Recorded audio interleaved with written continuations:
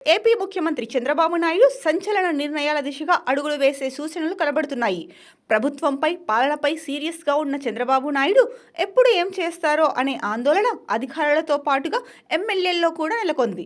చంద్రబాబు నాయుడు ఇటీవల కాలంలో తీసుకునే నిర్ణయాలు కూడా కాస్త సంచలనంగానే ఉంటున్నాయి.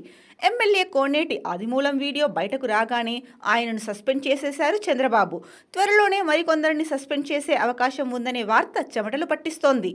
గుజరాత్ పర్యటనలో ఉన్న చంద్రబాబు నాయుడు అనంతరం రాష్ట్రానికి వచ్చి 2 రోజుల్లో ఎమ్మెల్యేలతో సమావేశం కానున్నారు.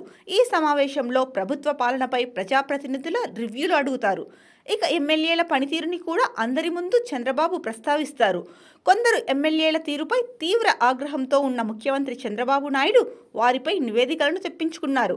రాయలసీమ జిల్లాకు చెందిన ఒక ఎమ్మెల్యే, ఉత్తరాంధ్రకు చెందిన ఒక ఎమ్మెల్యేతో పాటుగా గుంటూరు జిల్లాకు చెందిన ఎమ్మెల్యేపై బాబు సీరియస్గా ఉన్నారు.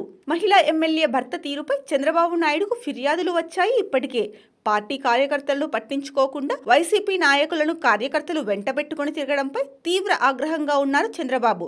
ఇప్పటికే వార్నింగ్ ఇచ్చినా మార్పు రాలేదని, పార్టీ పరువు తీస్తున్నారని ఆయన సీరియస్గా ఉన్నారు.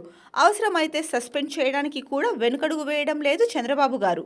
3 ఎమ్మెల్యేల తీరుపై చంద్రబాబు కఠినంగా వ్యవహరించే అవకాశం ఉందనే వార్తలు వస్తున్నాయి.